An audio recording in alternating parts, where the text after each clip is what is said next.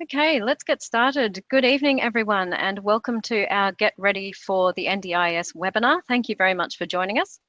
My name is Caitlin McMorrow. I'm a Client Insights Lead here at Vision Australia, and I'll be facilitating the session this evening.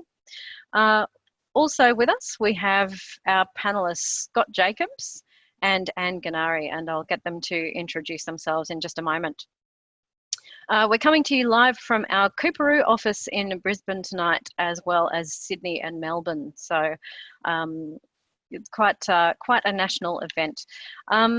Before we go any further, I'd like to acknowledge the traditional custodians of the various lands on which we're all meeting tonight and pay my respects to their elders, both past and present. Just to let you know, the webinar this evening will be recorded, so if you do need to log out of the session at any time, you will be able to catch up later if you've registered for the webinar. That recording will be sent around to you in the next day or two. As well as our two panelists, we have Cassandra Strakosch, who's working behind the scenes to help get your questions answered tonight. If you would like to ask a question during the webinar, you can type it into the chat window of the Zoom app that you're watching the webinar in, or you can email it to webinar@visionaustralia.org. That's webinar@visionaustralia.org. So tonight we're going to be talking about the National Disability Insurance Scheme, or NDIS, which is a new way of providing support and services to people with disability who are aged under 65. Our panelists are going to tell us what the NDIS is, how it works, the types of support you might be able to access under the new scheme, and how you can prepare to transition to the NDIS, which is currently rolling out in Queensland.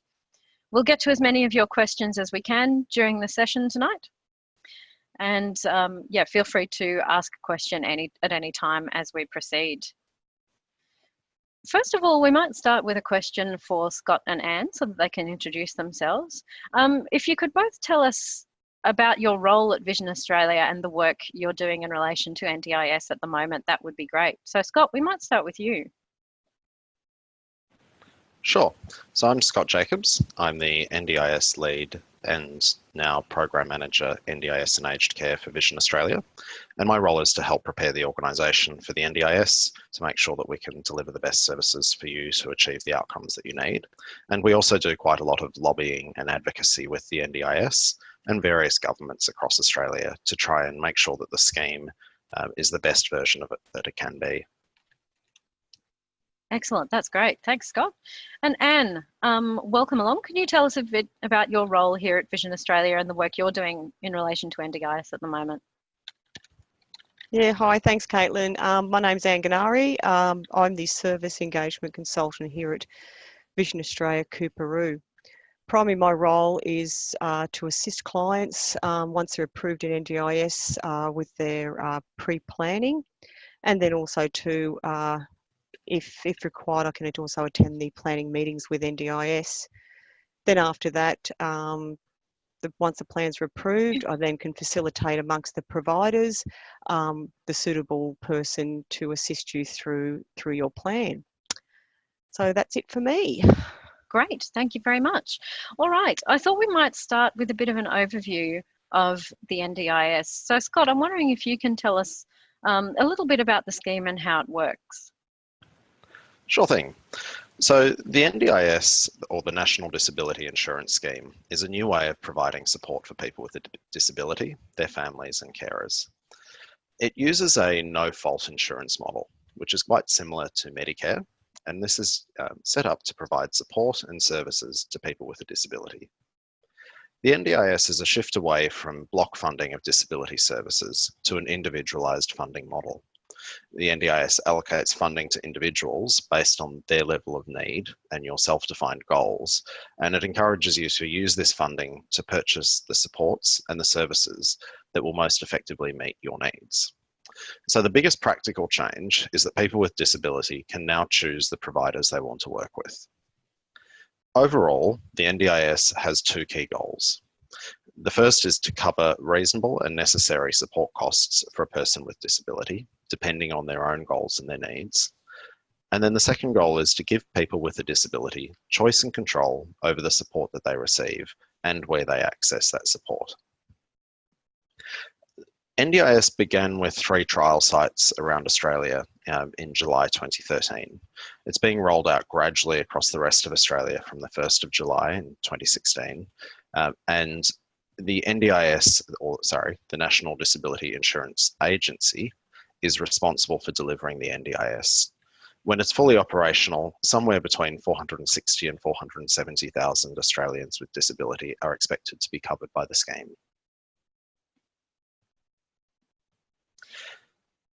So, depending on your goals and needs, participants will get funding for a wide range of supports. This can include core supports, transport, assistive technology, and support around improved daily living. You can then choose the organisation you want to provide that support to you for each of those different areas. You can pick an organisation that you think will be most relevant for you, instead of what happened in the past where people would often only have 1 or 2 choices to access all of their supports together. As a participant in the NDIS, you'll go through a range of steps in order to access the services through the NDIS, and we'll go through these in a little bit more detail as the webinar goes on tonight. The first is to check your availability. Is the NDIS available in your area? And it will be in Brisbane coming mid this year. You then complete an access request form, although if you're currently receiving disability services, you don't need to do this and the NDIS will contact you. You can then complete an evidence of disability form, do pre-planning before you meet with the NDIS planner, which you're not required to do, but we highly recommend it. And then you have a planning session itself with the NDIA or the local area coordinator in your area. After that, you receive the plan with your supports and get to select your service providers. Fantastic. Thanks, Scott. So we've had a few general questions about the NDIS, which I thought we might tackle before we go on. And just a reminder, if you would like to ask a question in tonight's session, you can type it into the chat panel that you're in the Zoom window that you're watching the webinar in, or you can email webinar@visionaustralia.org. That's WEBINAR @visionaustralia.org. We've had quite a few questions, Scott, around benefits and what happens with those once people sign up for the NDIS. Becky wants to know if the NDIS will affect her disability support pension. Sure. So at the moment, the NDIS sort of has a couple of different impacts around your benefits. For the most part, you'll be able to continue accessing all of the same supports and benefits you have received outside of the disability services. So this includes things like the taxi subsidy scheme in Queensland and the various counterparts in other states. It also includes your disability support pension. You can continue accessing those even if you're on the NDIS. The main difference is for the mobility allowance. So at the moment, if you're not on the scheme and you have access to the mobility allowance, that will provide you with supports for transport. Once you join the scheme, you can no longer access mobility allowance. However, the transport supports in the NDIS are designed to cover the same amount of support as you would have received under the mobility allowance.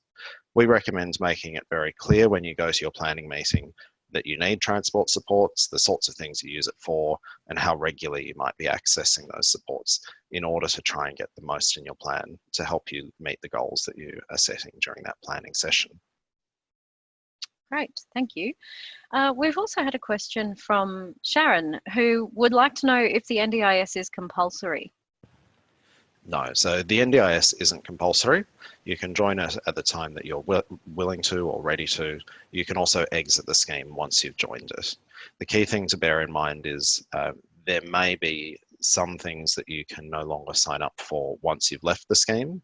We aren't quite sure what will happen with the mobility allowance. If you are in the scheme when you get your transport supports, after you leave, you'll have to reapply to the mobility allowance. For some people who joined or got their mobility allowance a while ago, the criteria have changed a bit, so it might be different as to the level of supports you would get. But as to whether you want to join the scheme or not, it's entirely up to you. In the future, some providers may start restricting the supports that you're able to access because we rely on the funding from the scheme in order to be able to provide those services to you. But at the moment, we're certainly not doing that at Vision Australia. You can continue to access your services, our services, whether you're with the NDIS or not. Okay, great. Isabella has also asked a question about the vision impaired travel pass and whether she would keep access to that under the NDIS. Sure. And so that's the same as disability support pension lines and the travel or taxi subsidy schemes. With the vision impaired travel pass, you can continue to access that and other benefits like the companion card while you're on the NDIS. Okay, great. Anne, we might go to you for a couple of questions now.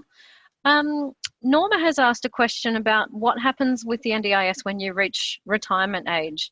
Do you continue your participation in the scheme or not? Yes, thanks Norma for the question. Yes, you do continue with NDIS right up until you're into residential care. So once you've registered and that you've been approved and you have your plan, that plan stays you, like you said, for the rest of your life. And then obviously it can be changed as your life changes, you know, throughout that journey. Okay, great. We've also had a question from Crystal, who says that she already has funding in a service provider at the moment, and she's wondering how Vision Australia will be able to help her. Okay, so sorry, can you say that question again? Yeah, so Crystal has said she already has funding and a service provider at the moment, and she's interested to know how Vision Australia will be able to help her with the transition to the NDIS. Okay. Well, Crystal, it depends really on what your personal goals and needs are. So everybody's plan is different. So Vision Australia can help with a variety of different things. It could be orientation and mobility, occupational therapy, adaptive technology. So again, that's on a one-on-one needs basis and also on what your goals are. Okay, great. We've also had a question from Jenny, who says if she goes on a trip around Australia for 2 years, what will happen to her NDIS package? Lucky Jenny, that sounds great. Yeah, Jenny, if there's a room for me, I'll be coming too. So no, the good thing about NDIS is it is a national funded scheme, so therefore it will travel around with you. And with Vision Australia, we're also in majority of states around Australia. So good planning, Jenny, that would be the best bet, that if you know that you're going to a different state and you feel there might be something that you do need, just do a little bit of research before you to reach that state. If it's with Vision Australia, then contact our main office number, and I'm sure that we could be able to assist you with that. Okay, great.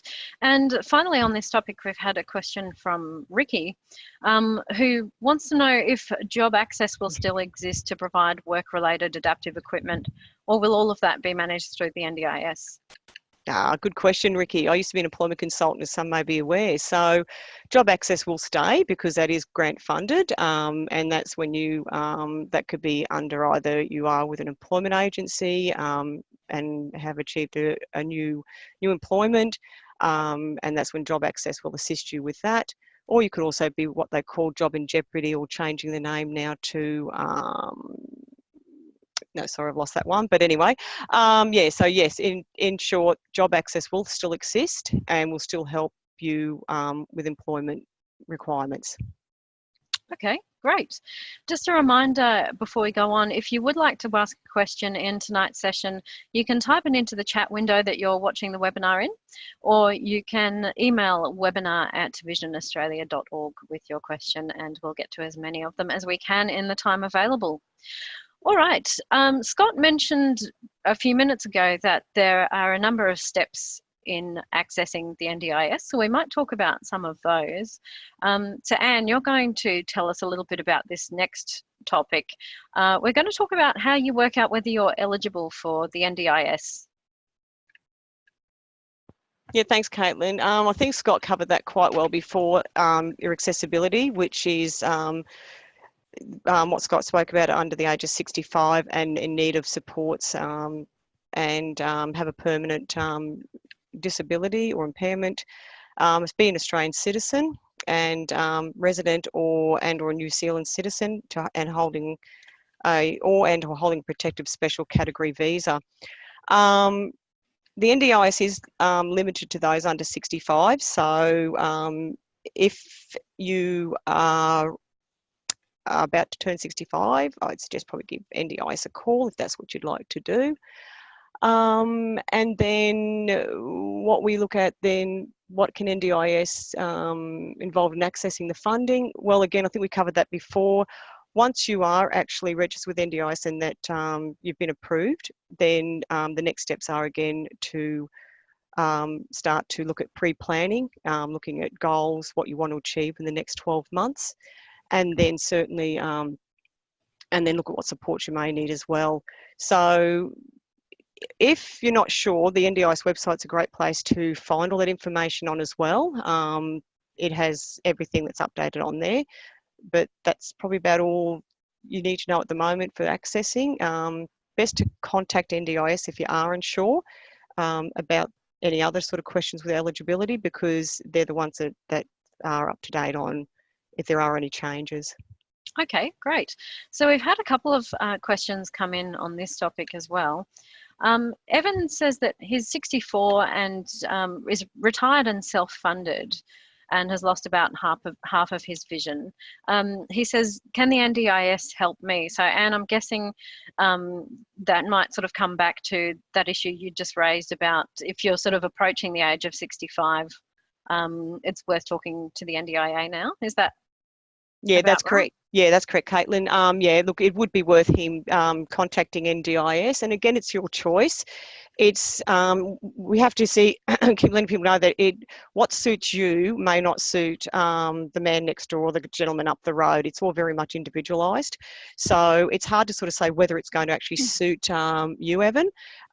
Best to contact NDIS, just have a chat to them about your eligibility, and then also have a look at what you might need NDIS for. And being self-funded shouldn't make any difference, but again, have a chat to NDIS on that eligibility part. Okay. And it's Scott here, just Yeah. to add in on that as well, that what we tend to find is the aged care system doesn't have quite the same level of supports for disability as the NDIS does. So given you're approaching that age, it's probably worth having a conversation, and we're always happy to have that chat with you as well to provide some advice or support as needed. Okay, great.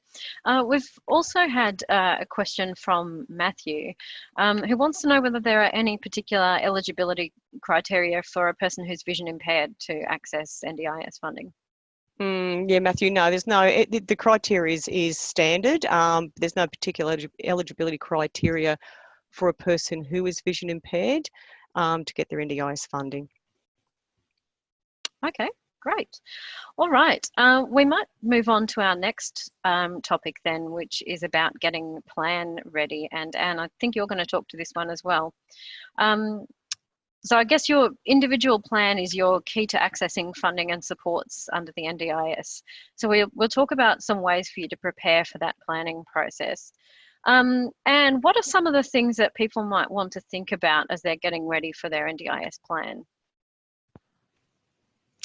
Yeah, getting ready for your NDIS plan, it's just helpful to start thinking about the supports that you currently get now, and also any, those supports can be formal. And when we say formal, that could be through where you currently might be using an occupational therapist for some of your particular needs. And informal could be people within the community or family and friends that are actually helping you, perhaps transporting you to certain types of areas that you'd like to go to. And also to some of them, your daily activities as well. How I explained it at the previous presentation I did is that what I say to people, just imagine you get up in the morning, it's Monday morning, you've jumped up out of bed, sort of start from there. What is it that you need assistance with? Some people may be quite capable, they don't need any assistance. It could be just preparation to help with meals. It could be just to be transported to certain types of community services. Other people may need high assistance, and that could be that they actually may need assistance with getting dressed and different things like that. So have a think of that. That it's like diarising everything that you do. Nothing's too small and nothing's too big. What you're doing to you're presenting yourself to, picture this, someone that's a stranger, doesn't know you. So what you're trying to do there is present to them a picture of your life and a story of your life, what your goals are and what you'd like to achieve. So by the end of the actual meeting with NDIA, they'll have hopefully a really good understanding of what you'd like to achieve. It does sound pretty intense, but it is just really just having a good think about everything that you need assistance with. So some of the mainstream supports that you might need to be able to get access to, you might just need a trip to perhaps go to shopping. Obviously they won't pay for the shopping, but they'll certainly help you to go to the shops and perhaps need assistance doing your shopping. And one of your goals might be that you might want to learn to cook after you've been shopping. So don't think that they're silly goals. They're perfectly normal goals, but it's just thinking about everything in your life and creating a story of your life. Look at it over the next 12 months.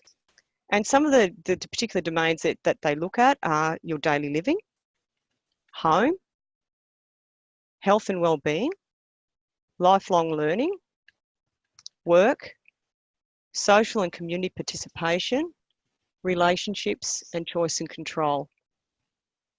So basically just have a think about what you might want to do now, and then what you might actually want to do in the near future. And that then again, like I said, just creates that story of your life to your NDIA person.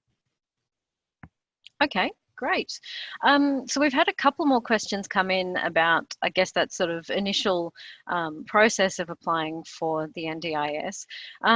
Jane said she's in the process of completing her stage 1 forms at the moment, and she's wondering how much impact the information that her medical professional provides on that form will have on what she can access as part of the scheme later on. She's a bit concerned that the questions didn't really cover all of her needs and there might be some vital information missing. Scott or Anne, do either of you have any thoughts on that? Sure. So it's Scott. By stage 1, I think what you mean would be the access request form, or the initial request to access the scheme. It doesn't matter so much that that is perhaps not fully capturing what your needs are or what your current medical condition is. As long as you have access to the scheme and they grant that, then you have that planning meeting, which is the next step, and that's where you go into more detail and properly share what your needs are and make sure that you get the supports that you require in your plan. Okay. We've also had a question from Johan, who's in the chat for his mum. And he said she's been assessed by Disability Services and approved for in-house support. But they've been asked for a letter about proof of disability. He's just wondering if they need to complete that or not. Yeah, proof of disability, yes, if they've requested that, it would be beneficial to do that. Now, proof of disability would be just through, I'm assuming, so has he been approved? Have they actually been approved and they've got the funding? Or is this?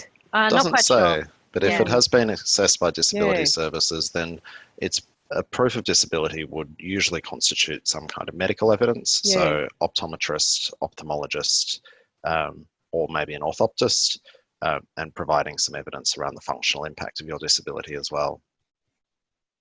Yes, it's been approved. They requested a further medical. So medical evidence would be the answer to that one. Yep. Okay, great. We've also had a couple of questions, and Anne, you're talking a little bit about goal setting and thinking about the types of supports that people might find beneficial. We've had a question from Matthew, who has a toddler with LCA, who's bright and has a great memory. And Matthew's just wondering what supports might be most beneficial under the NDIS for them to have a think about. Do you have any thoughts on that? Yeah, I do. Yeah, thanks, Matthew, for that one. So what we've decided I was having a look at that question. The first thing that would be probably asked to do would be a vision clinic done first, or a vision assessment completed now, and then another vision assessment would be completed prior to school age. Now, when we're saying what would be, it really depends on what the child's needs are and what the goals are as well. So we have a physiotherapist for children, again, orientation and mobility for children, speech therapy, and occupational therapist as well. So again, that would be pretty much what is age appropriate and what skills the actual child is at the moment, but also too they're there to help the parents as well and support the parents on also educating them into achieving those goals as well. Okay, great. We've also had a question from Anne-Marie, who's got a question about Vision Australia services, and she's wondering whether she'll need to think about making provision for things like the Vision Australia Connect library app and technology training when she's thinking about her NDIS plan. Yes, at present, it is worth putting that in the plan, but my understanding at present that we will continue with that regardless, but it's always good to have that in the plan if that's part of the goals. Yeah, and from technology training, broadly the NDIS will fund a level of technology training, certainly if one of your goals relates to potentially improving your communication with family who live interstate, or improving your outcomes for your work and career prospects, things like that that require additional training in particular types of technology, then you're more likely to get those sorts of funds in your plan. Okay. And we've also had a question from someone who'd like to know if they need services that aren't provided by Vision Australia when they apply for NDIS, who would tell them what other organisations can help them to get those services?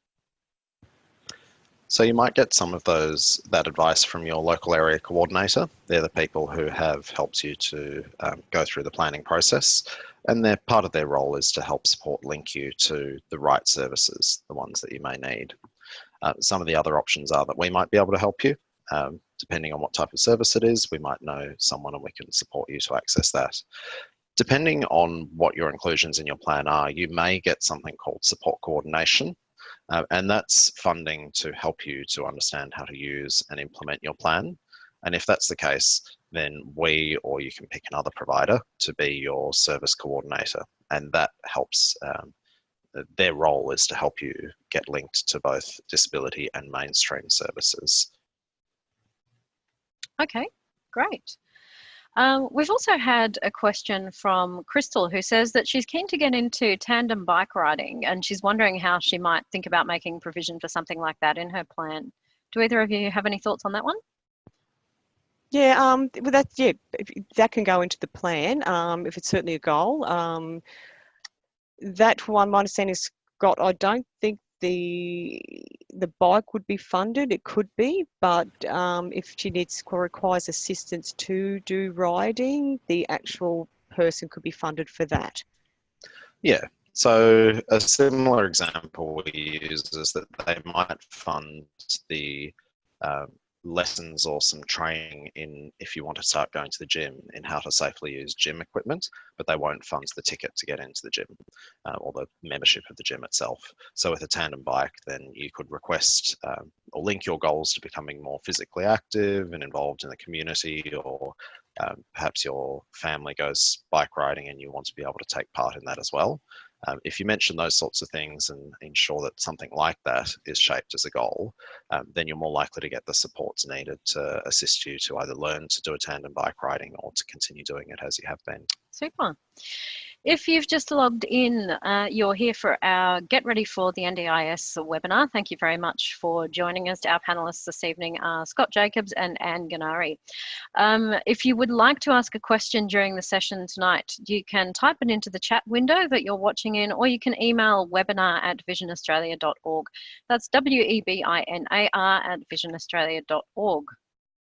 All right, so we've talked a little bit about some of the things that you might think about in your pre-planning process, and we're now going to talk about the NDIS planning session itself. And Scott, I think you're going to cover this one. Can you give us a bit of an idea of what a typical planning meeting is like and what will happen for participants during this session? Certainly. So in the planning meeting, it can be kind of thought of as a similar way to the pre-planning work that you do. So you go through your current supports, your goals and your needs, and what support you will need to meet those goals into the future. So the goal setting is really important, and you've heard us talk about that a bit tonight, because that helps to determine what supports will be included in your plan.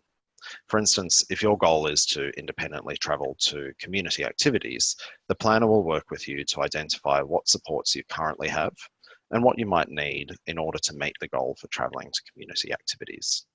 This could mean you receive funding for transport, for orientation and mobility, or perhaps some assistive technology to help you navigate the way around the community. It's important to remember that every plan will be quite different, even if you do have very similar goals, because of that assessment of your individual needs and current supports.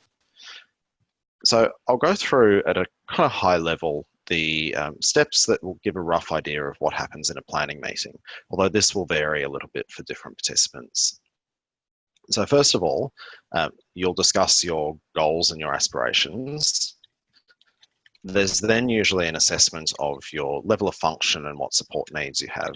So it's important to remember that they're thinking about the functional impact of vision impairment or your disability in this planning meeting. Once you get into the planning meeting, the medical diagnosis doesn't really bear as much influence anymore. It's about what impact does that have on your daily life. So they'll think about that in the form of a questionnaire, which is structured around those 8 outcome domains that Anne mentioned earlier. They'll then create a plan of supports to help you meet your progress towards your goals. And then they'll decide how the plan will be managed and then when the plan will be reviewed. After that, and after the planning meeting, the NDIA will consider and approve your plan, and then you can start implementing it. So the planning meeting is generally run by people known as local area coordinators. Their job is to gather all the information about your life and the various services that you need to reach your goals, and then they send that to the NDIS to create a plan. You're able to take a support person with you to your planning meeting if that's what you want. You can also request the planning meeting to be held in person instead of over the phone. We strongly recommend requesting a face-to-face meeting, as it's a lot easier to share documents and to explain your personal experience in that sort of setting. And another thing to note is that the NDIA are making a lot more effort at doing planning meetings. So from now on, most planning meetings should be face-to-face. If you'd like a Vision Australia representative to attend in support at your planning meeting, then you can contact us to book a time. One of the other things to think about is the financial management options once you have your plan. There's 3 main ways that you can financially manage your plan. The most common is agency managed, where organisations like Vision Australia are directly paid for the services that we provide you, and we're paid by the NDIA. Agency managed participants have to use organisations that have registered with the NDIS, although another option is self-management, in which you decide to have the invoices from services and equipment you purchase sent directly to you. To pay these, you can either submit the invoice to the NDIS, and then they pay you the amount, and you in turn pay the organisation, or you can pay for the services and equipment from your private funds and claim a reimbursement from the NDIS. If you self-manage, you do have a higher level of responsibility to make sure that your invoices are paid on time and that you don't overspend, but you're able to use organisations that are not registered with the NDIS.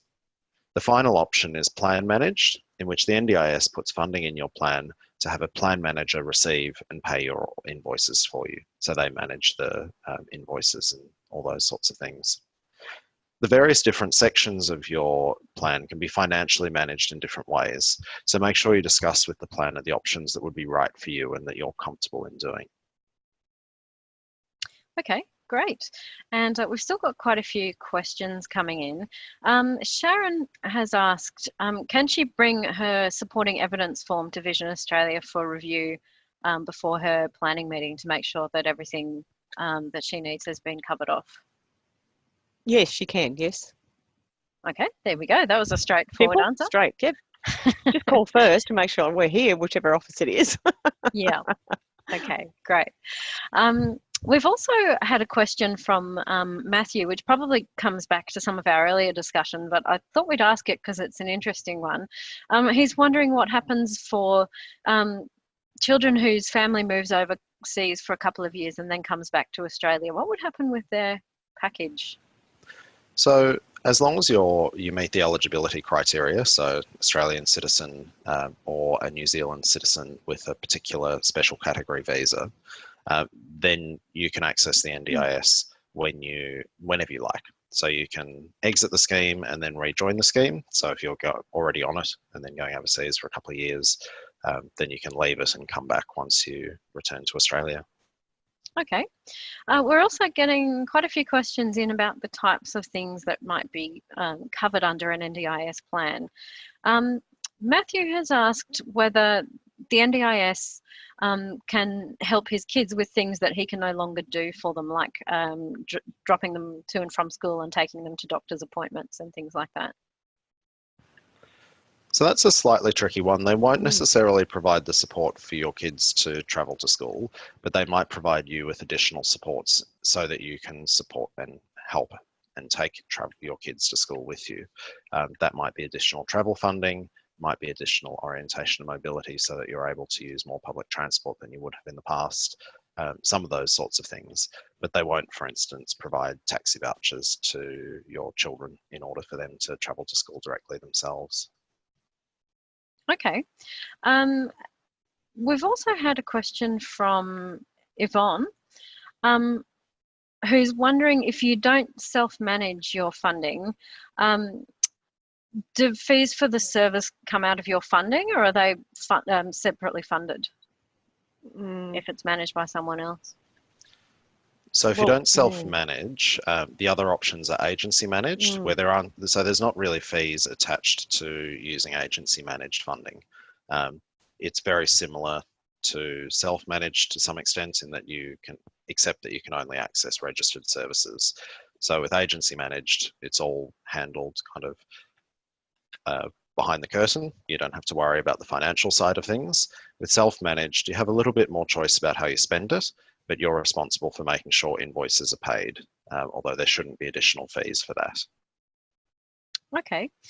We've also had a question from Marilyn, who's wondering what format she'll receive information about things like her NDIS approval and amount of funds and how she needs to pay invoices. Is that available in the person's format of choice, or how does that work? At the moment, they are. We've talked about, Scott and I talked about this. They are available in the format that she wants. The only thing that we found was the access request form, wasn't it, Scott, that wasn't available yet for people. It's just basically paper, a format. It wasn't available electronically as well. Yeah. So it does vary. Yeah. At the moment, you can definitely get your plan itself and some of the supporting information in Braille upon request. You should make that request when you have the initial meeting with your local area coordinator. And it can be in the format of your choice, not just Braille. So it could be large print or audio if needed, or electronic as well.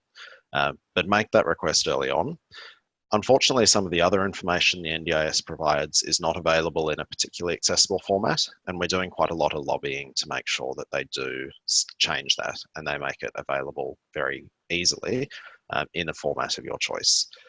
We did quite a lot of lobbying in order to get the plans and similar information in Braille and other formats, and we're hoping that we'll have success in the rest as well.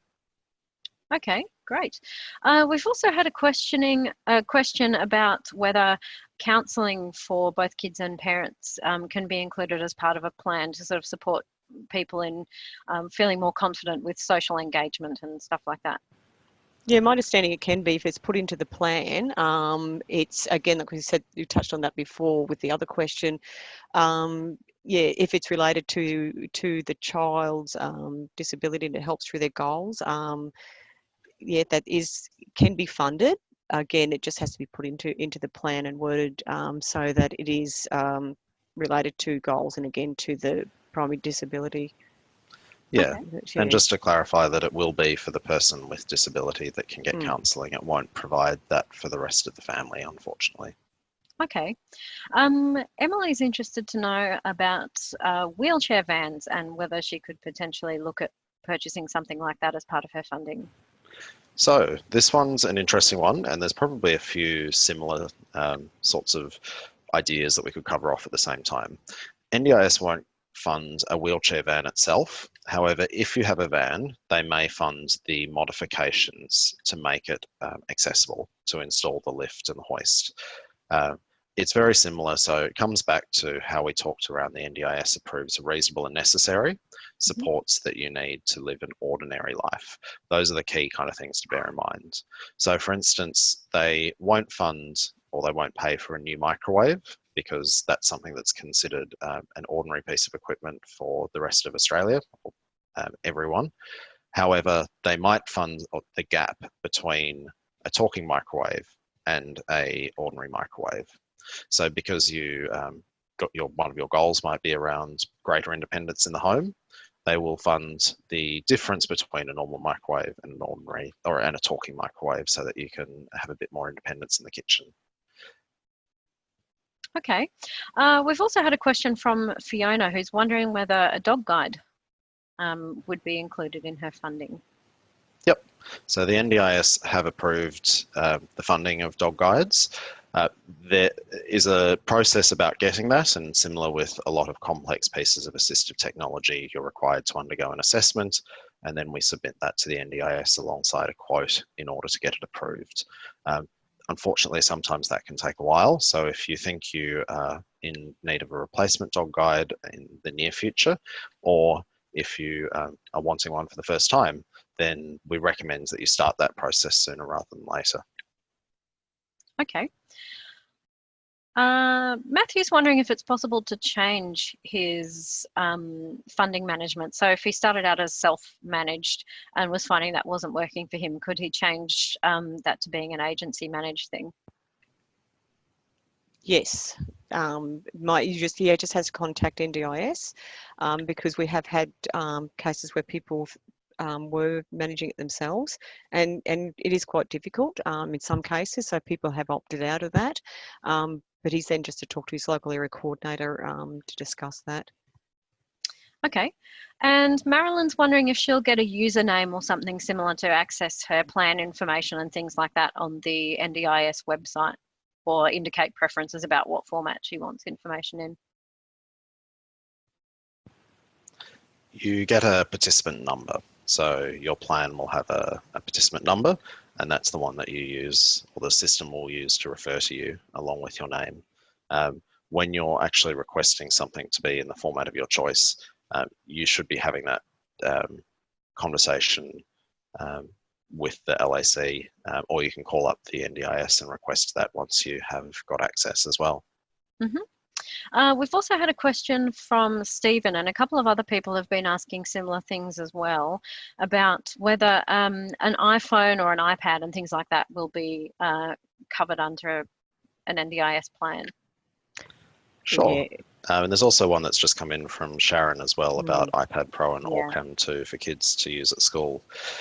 So our understanding at the moment is the NDIS broadly are not approving iPads and iPhones for people who are blind or have low vision to use as specialist piece of equipment around navigating the community or the inbuilt accessibility options that they do have. We're lobbying to try and get that to change. We're going along to a meeting with them tomorrow actually to keep pursuing that. At the moment, there may be the odd one that does get funded, but broadly, our understanding is the NDIS are not approving it because they see those items as being less so for the Allcam, but certainly for the iPad and iPhones or other smart devices, that they are considered everyday items in their point of view. We contest that and we'll continue doing so because we think it's something that needs to be funded under the NDIS. When it comes for use at school, I think we're going to get to that in the next section where we'll start talking about the division between what gets funded and what doesn't. Sure. Okay, we can come back to that one. We've also had one final question on this topic from Isabella, who's wondering, to what degree do we have to prove how necessary a support or device is? It will depend on your individual circumstances, as with a lot of these things, which unfortunately makes some of the questions a little bit harder to answer. But depending on your needs and your goals, if it's considered reasonable and necessary, and the NDIS have a set of criteria for deciding that, as well as a reasonable cost, then it will get funded. We're happy to have a conversation with you to help you identify that, and then we also help you to, or part of our service is that we'll write assessments in order to try and get the right things funded for you. Okay, great. All right, we might go on to our next topic then. And just a reminder, if you've just logged in, you can type your question into the chat window that you're watching the webinar in, or you can email webinar@visionaustralia.org. So we've talked a lot about thinking about your goals and the types of things that may or may not be funded under your plan. Anne, I was wondering if you might like to talk a little bit about what your NDIS plan will actually look like when you receive it and the types of information that it would include. Yeah, thanks, Caitlin. Your NDIS plan will be probably split into three main purposes. They'll be core, capital, and capacity building. So it's generally, to put it into a nutshell, basically what you've spoken to at your pre-plan, it will come back to you with your goals. And also it'll be broken up into funding sections on where you can actually allocate that funding to that particular goal, that particular support. So core supports enable a participant to complete activities of daily living and work towards their goals and meet their objectives. Services typically funded through your core supports are cleaning, lawn maintenance, services or support workers. There are 4 support budgets within your core budget: assistance with daily life, transport, consumables, and assistance with social and community participation. Core funding can be flexible to meet your needs. Then you have also capital, which is an investment such as your assistive technology, equipment, and home and or vehicle modifications. Funding for capital costs, example, to pay for special disabilities accommodation. And then you have capacity building. This support enables a participant to build their independence and skills to achieve their goals, and there are 9 different support budgets in that capacity. So it will come back. It's quite simple to read, and it will be very defined in your funding. And again, if you're not sure on reading your plan, you can talk to LAC or you can talk to Vision Australia if we're part that, or someone else who's a provider could help you with that. Okay, great. So we've had a couple of questions come through on this topic as well. Jane says, does she need to find providers rather for each of her specific needs? Jane says she's blind and deaf. Yeah, thanks, Jane. With that, again, the LAC is one that can help you coordinate if you are having difficulty finding different providers once your plan's approved, or you may have nominated perhaps a support coordinator who will facilitate that for you as well. So it really just depends on how your plan has been set up. But generally, you know, and look, there are other areas too that you can access as well. There's different programs out there, but fundamentally just to make it easy, we talk either to your local area coordinator and or if you have set it up, particularly if you have multiple providers, a lot of people will actually nominate a support coordinator and or a third party to help assist with that. Okay. We've also had a question from Vanessa. Vanessa asks, what is the hourly rate for services? Sure. So this varies from service to service. The NDIS has, depending on what type of service you're accessing, NDIS has a price guide, which you're able to find online, and that gives you an idea of the limit that is charged for each of those services. They currently have just released an independent pricing review, so it's possible that that's going to change. Okay. We've also had a question from Karen, who's wondering how much of her package would be allotted to mobility allowance. Yeah, as we spoke about before, that was discussed with the pre-planning. So there's no specific amount that is allocated. It really depends on an individual basis and what was presented at the pre-planning meeting. Is that right, Scott? My understanding there is no specific amount. It's all very much individualised. Yeah, so there's a couple of different levels. Depending on your need, you'll be allocated the appropriate amount, and making sure that you're articulating your need very clearly will help with that. We also had a question from someone further up the chat window, and I can't remember who it was, who was asking about whether we know how successful vision impaired people have been in getting travel funding included as part of their package. Yeah, similarly to that, it does vary. Everyone will have a slightly different experience because your goals and needs are different, and the NDIS tries to reflect that. We'll talk a little bit in a moment if you're not happy or satisfied with the level of supports you've got, some of the options you can go through to try and improve that. Okay, and we mentioned before the division between sort of funding for school in terms of what gets funded and what doesn't. Scott, did you want to talk to that briefly before we go on? Sure. So the NDIS will only fund the supports that are specific to your disability. It won't cover day-to-day living costs, and it won't duplicate other supports that are available to you, nor is it intended to replace mainstream services like health or education that are funded by the governments separately to the disability sector. Okay.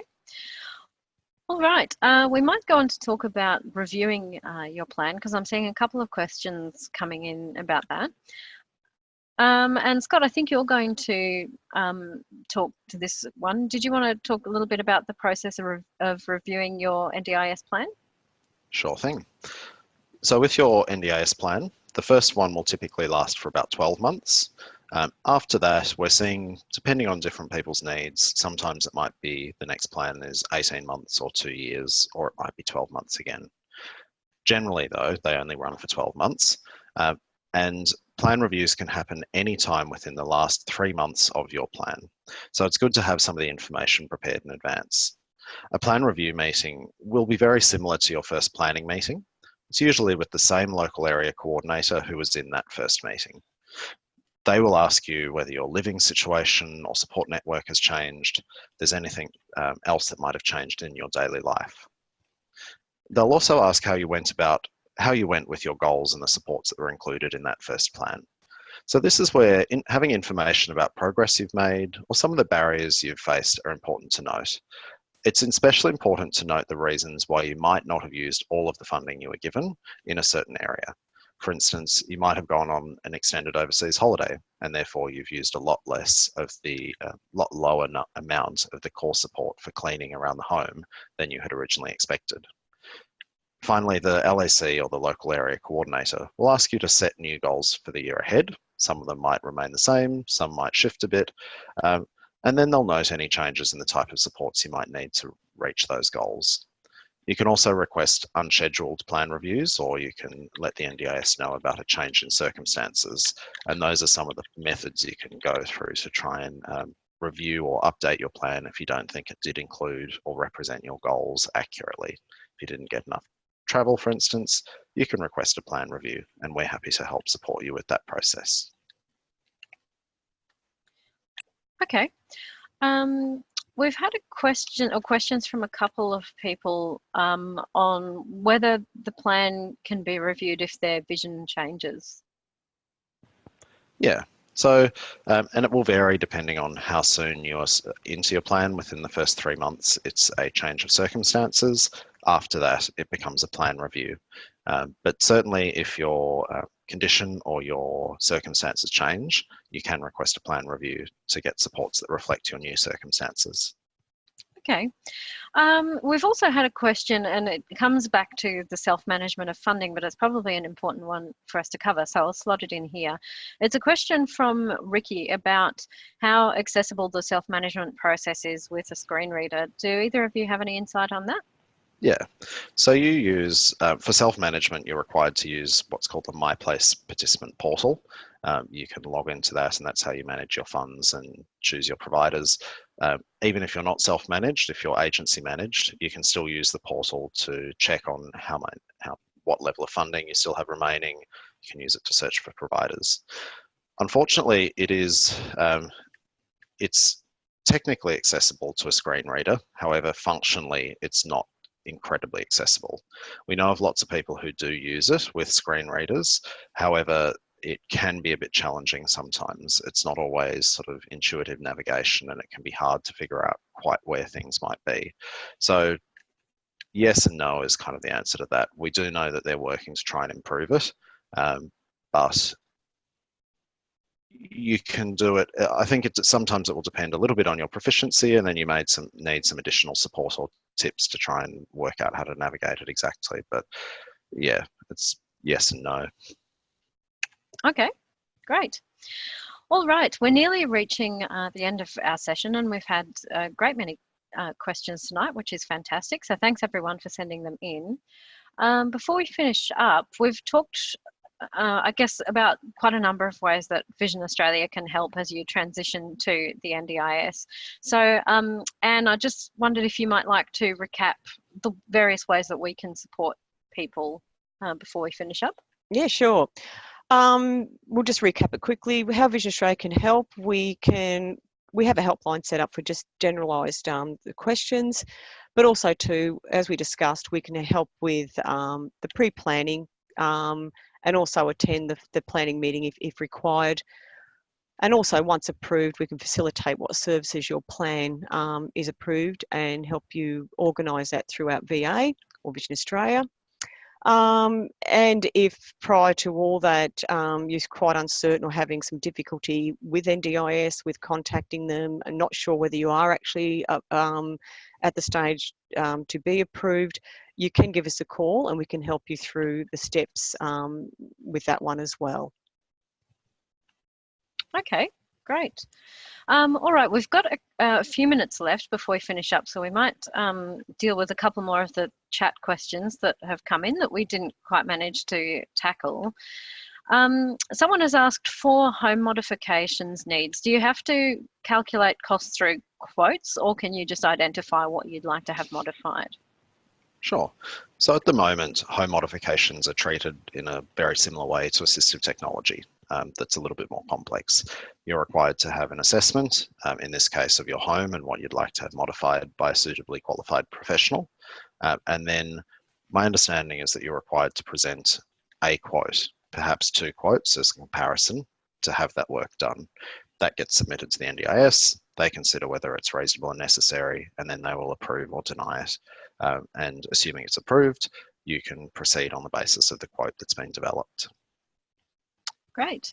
We've also had a question about whether the NDIS person who is interviewing people who are blind or have low vision, will they have experience of vision loss or sort of general issues and needs? What's generally the experience level of, I guess we'd be looking at the planners here. Yeah, this one really, it varies. Some people are really good and others might be newer to the sector. But we're doing quite a lot of work reaching out to the local area coordinators. We're providing them with information and training sessions so that they better understand the needs of people who are blind or have low vision and have a better sort of sense of some of the things that you might need to ask for to prompt about goals and supports that would be required, but also so that they better understand the specialist support needs and specialist support options that might be available for people who are blind or have low vision as well. So it's improving. Okay. We've also had a question from Jane, I think it was. She says she's downloaded the First to Care app. And I'm not sure if either of you are familiar with it, but she wants to know what it does exactly once she has a plan in place. Yeah, First to Care, yeah, I am aware of them. Best bet would be to actually contact them on that one because it is a company that provides a special type of app that allows multiple providers to be able to put an input into a pre-plan.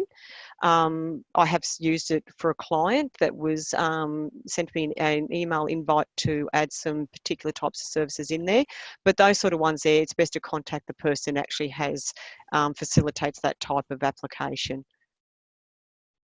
Okay. We've also had a question about the fact that the state government currently cover taxi subsidies and free bus and train travel. And I know we looked at this a little bit earlier, but it might be useful to recap since the question's been asked again. Will those subsidies just continue as they are, or will someone who's self-managed, for example, get the full bill and then have to claim amounts back from the NDIA? So the subsidy will continue. you'll be able to access the state subsidies and supports that you have in the past. With the mobility allowance, as I mentioned, that will get merged into your plan, and it gets paid in a very similar way to how the mobility allowance works now, where you get, I think it's a fortnightly deposit into your what's the word? Bank. Yeah, so that you can access and use as needed. Okay, great. We've also had a question from Karen, who's wondering whether the NDIS would look at her husband's income when they decide what funding she gets. No, so the NDIS doesn't take the income of you or your spouse into account, doesn't take into account any assets or anything like that. It's purely based on what supports you'll need in order to meet your goals. Okay, great. All right, we're pretty much at the end of our session, so thanks very much everyone for sending in so many questions. That's been fantastic, and I think we've probably all learnt something about the NDIS through this session, which is great. Just, I guess, to give you a little bit more information in wrap up, we mentioned Vision Australia's NDIS helpline. The number for that is 1300 887058. So you can call that helpline with any questions about NDIS. You can also contact your local Vision Australia centre and talk to our service engagement consultants like Anne here, who are very happy to help you as well. As we said at the beginning, a recording of this session will be available afterwards if you'd like to watch or listen to it again and recap any of the information. If you registered for this webinar, you'll receive an email within a couple of days containing a link to that recording so that you can access it. I'd just like to thank our two panellists, Scott and Anne, for spending the time doing this session with us this evening, and big thank you to Cassandra Strakosch as well, who's been working feverishly behind the scenes to make sure that we get as many questions as possible answered during the session. So thanks everyone, we'll sign off here, and thanks very much for joining the session, and we hope you found it beneficial. Good night. Bye.